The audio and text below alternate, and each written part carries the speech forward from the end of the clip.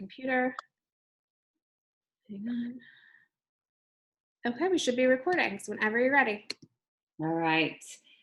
Hey there, everyone. I'm Kristen Dahlgren. I'm an NBC News correspondent and also a cancer survivor. I just finished last week my frontline cancer treatment for breast cancer. I was diagnosed in September of 2019. I had 8 rounds of chemo surgery and then 25 rounds of radiation. That radiation happened at the same time that we're all going through this crazy pandemic. And they were really careful when I was getting it done. They didn't have us in the waiting room together a lot, but when we were together and I was talking with the other patients, we would often say how lucky we were to be getting treatment. And lucky isn't a word that you might think that cancer patients would use, but COVID-19 has had such a profound impact on people undergoing cancer treatments. And it's really affecting people undergoing treatments now, people who are survivors and need to get follow-up exams, and then a lot of people who don't even know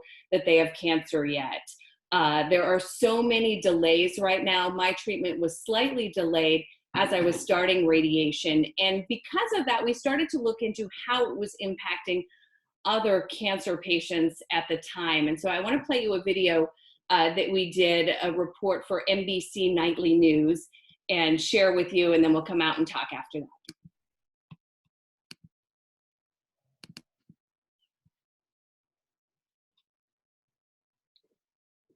I was just days away from starting my radiation therapy when I got a call this week that it was being delayed.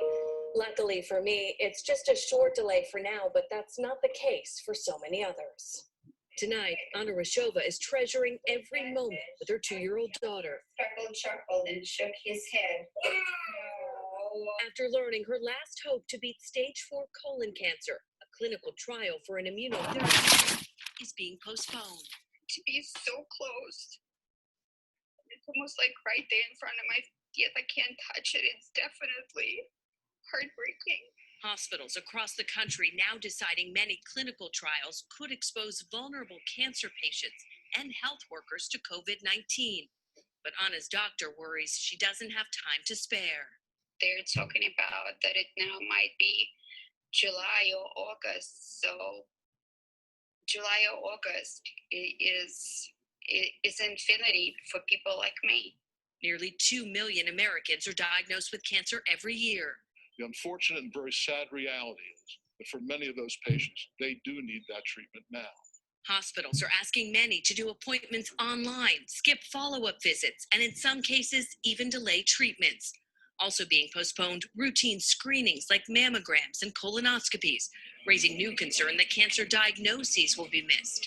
They're closing clinics, not only for cancer patients, but for other patients as well. Even urgent surgeries like organ transplants are being performed on a case-by-case basis. For 35-year-old Anna, it's especially hard seeing other young people ignoring the guidance on social distancing. I am someone's sister, I'm someone's mother, and for those people to be so irresponsible, for them to want to grab a drink is more important than the reality that we live in. A reality that may mean COVID-19's victims aren't just those who contract the virus, but those who now can't get treatments they need. I love you. Kristen Dahlgren, NBC News, New York. Hey, NBC News fan. All right, so gosh, Anna is with us now, as well as Lauren Dunn, NBC producer who produced that piece for me. And it still brings tears to my eyes, Anna, to hear your story and see what you're going through. First question I'm sure a lot of people want to know is, how are you doing? I'm actually feeling a little bit better. A few days after that segment did air, I did end up in the hospital. I was diagnosed with pneumonia. Again, I think I put myself in a corner because I was so scared to go to the hospital, and I waited for so long for my symptoms to get so bad that I had a very bad case of pneumonia. So I definitely think this whole scare affects people who are immunocompromised in so many other ways, because we're scared to go to the hospitals to seek treatment in other cases other than just typical cancer treatments. We do have other problems. So I waited for so long. I ended up in a hospital, unfortunately. Right. Well, we're glad you're doing well. And I think that's something that so many people are going through right now. I know the New York Times has done such a great job at covering this. And I was just rereading some of their reports, and doctors were saying that they had patients who didn't go to the hospital and who ended up dying of other things because they were so worried about contracting COVID-19. This is hitting cancer patients just, on so many levels and so many layers. Let's talk about the study that you were going to do, which you see as really a great hope for you to beat this. We weren't able to go into it as much in the piece, but it was because you were going to be hospitalized as part of the study. And so at the hospital, they were saying they're not doing any of these sort of elective type hospitalizations right now. Have you heard anything since then? I have spoken to the doctor who is in charge of that clinical trial. He did tell me that it's probably going to be 4 to 8 weeks, best case scenario, and that was about 4 weeks ago. So in my mind, it's just going to happen the way that it happened originally. I didn't expect anything. And just like that, I got a phone call, and the following day, he said that we were going to start a clinical trial. So I'm hoping that's going to be the case this time, and I'm just staying positive, doing the best that I can, do, spending time with my family, eating healthy, making the best of what's given to me, and hoping every day that the stars will align for me again for the second time and it will work out.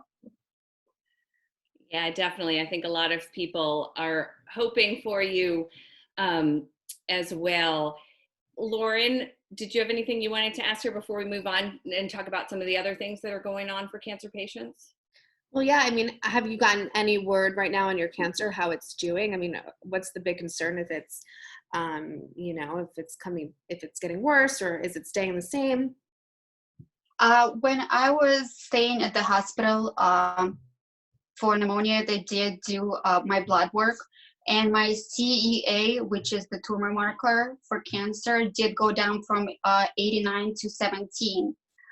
So I think that medicine that was prescribed to me to kind of hold me over until the clinical trial happens is really working, and I'm very lucky in that scenario. And I'm going to have my scan on May 11th, on Monday. So I'm nervous and excited about that, and I'm just hoping that the results will be there and that my cancer hopefully is at least stable to hold me over until this pandemic is over. Oh, that's great. We'll be thinking of you for sure on Monday, sending you all the best healing energy in the world. Thank you. What's that like for you going into a facility then to get those scans? I know as I was going through radiation, I was really worried every day going in.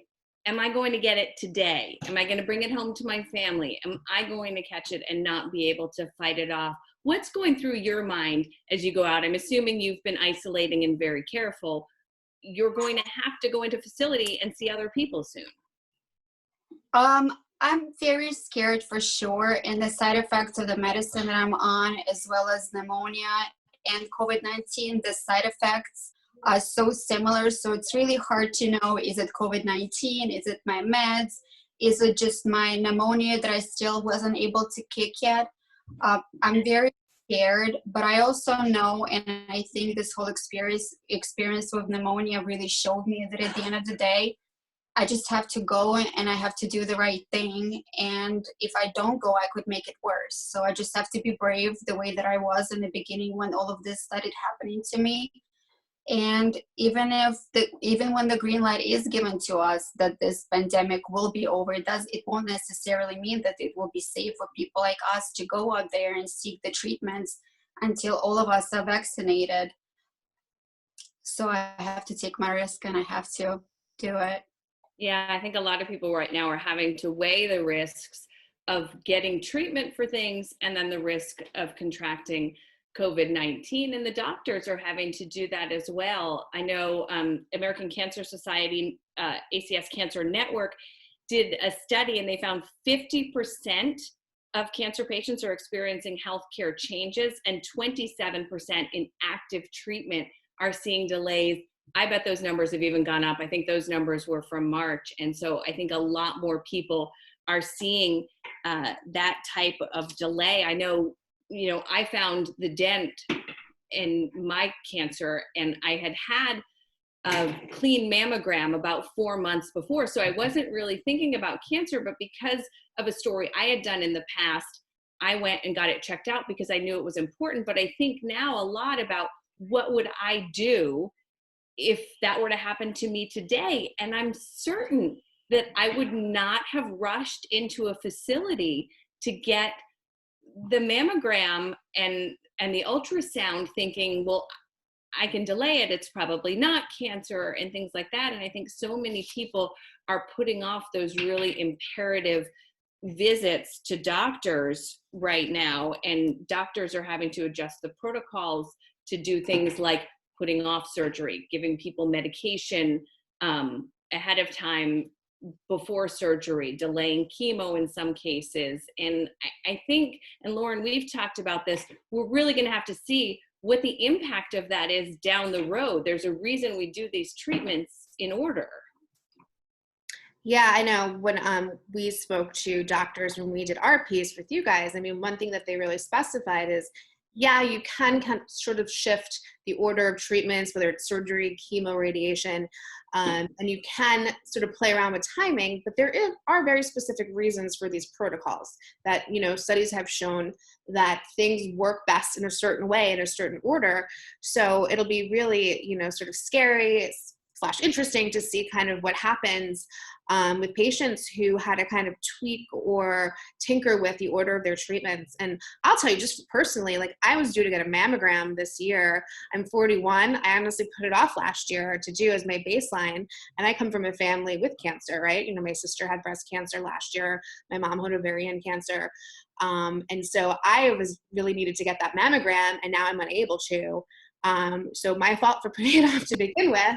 But now when I was finally ready to go and I can't do it, and it's scary. It's a scary feeling because, I don't know. I mean, I try to do a self-check, but, who knows? So, and hopefully I can when I can go get an appointment, will there be a backlog? Will everybody be rushing to do this stuff? Yeah, and you mentioned that. I saw one statistic, I'm trying to find it here, according to an article in the New York Times. A lot of facilities are saying they expect a 4 to 6 month delay for every month of lockdown. So figure we've been now almost 2 months in lockdown. So that's almost a year delay in some of these routine screenings. That's a lot of people out there who may have cancer, may not have any symptoms, and would just be going for a routine mammogram or, some type of routine OBGYN check, and they may not be finding out for quite some time. That's really scary to me. And, as you know, and everybody knows, sometimes there's a big difference between a very, very early diagnosis, right, to something that's delayed. For some people, even just a few months makes a huge difference. Yeah, and I had, from the time I found my dent until I started chemo, was 3 weeks. I don't think that's happening for anyone right now. No. Anna, have you been talking to your doctor virtually? How's that going? No, I actually haven't talked to her virtually. I've been messaging her, and she just kept telling me, Anna, you're not in the condition to come and visit the center. We really have to put it off until I feel like it's safe. So she felt like middle of May would be the safest time for me to kind of, for this whole thing to somewhat blow over and for me to come and visit. But they are taking very serious precautions, and they did say that right now going to a cancer center is probably a lot safer than walking into a cancer center during the flu season, because they take such serious precautions. And they're measuring the temperature of the patients as they walk in. The only really sad part is that these patients, who some of them are in a very fragile state, have to walk in by themselves because they're not allowed to have any company with them. And I know when I was having those treatments, I would be there I was the first one in and last one out. It would be a very scary thing to go and do that, especially if it's your first time, especially if you're a young patient and you really don't know what chemotherapy or radiation is about. So I feel really bad for those people that really have to go through this by themselves right now. Right. Can you imagine? I think about that all the time. I mean, there at the hospital that I go to, there's a no visitor policy. And so I had my husband with me at every chemo treatment. I had a really good girlfriend of mine who's a nurse who had been through breast cancer herself, who was there with me. I can't imagine. I remember how scared I was. I can't imagine going through that without support, without visitors. The only exception, I think, is for people, in end of life care, and then some kids, and they're only allowed to have one parent with them at a time. And so, for those children who aren't able to have both of their parents with them, it's really just so sad at this point. And I think about people a lot that are having to go through this alone, because you need support in going through this. You really do. One other statistic I wanted to put out there, because we had talked about the screenings too. Komodo Health looked, and 68% drop in cervical cancer screenings nationwide. And in some hot spots, like in California, they said it's down 76%. So just think about that. That's closer to 100% drop in screenings, and really just worrying for all the people, Anna, that are going to follow in our footsteps with this awful disease. I wouldn't wish it on anyone, but like Lauren said, getting diagnosed sooner can really, really make a difference. What are you thinking moving forward? I mean, I come across now every day, okay, what am I going to do? Things are starting to open up again.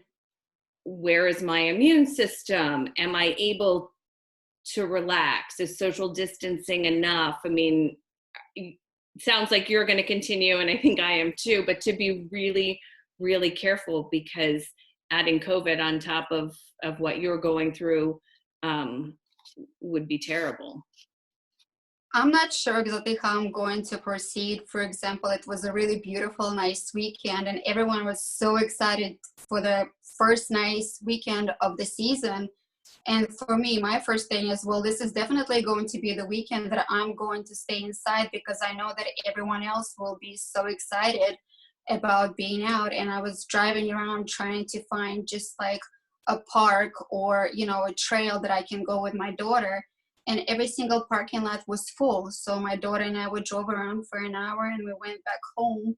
And for now, we're going to stick to our backyard and make the best of what we have close to home, proceed with caution, and do our best, and have the people that I love and who live in the house with me and my friends do the best that they can, make the right choices so that they can keep me safe. And I have high hopes. I'm not ready to give up. I know something is going to happen, and I feel it that it's going to.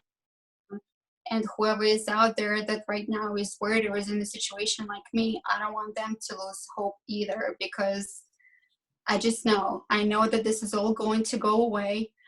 Summer is going to come. Everything is going to be fine. And just to stay safe and positive and do the best that you can do. Control what you can control. And I think that's so important. And for people to remember that they're not just wearing masks or social distancing to protect themselves. They're doing it for you, Anna. They're doing it for me. They're doing it for your daughter, for my daughter. I mean, you're not in this alone. And we all need to continue to keep doing what we can to be safe. And, hopefully the summer really makes a difference. Some scientists are saying it's not going to, or that we may see another wave in the fall. I know people are working really hard on a vaccine, and that's what we need to ultimately end this. And in the meantime, I think we just need people to continue to do their part. Anna, we talked about the spring breakers that we saw earlier when this was happening. Now I know there's a lot of people protesting in order to end some of the restrictions. And, we understand the stir craziness that can happen.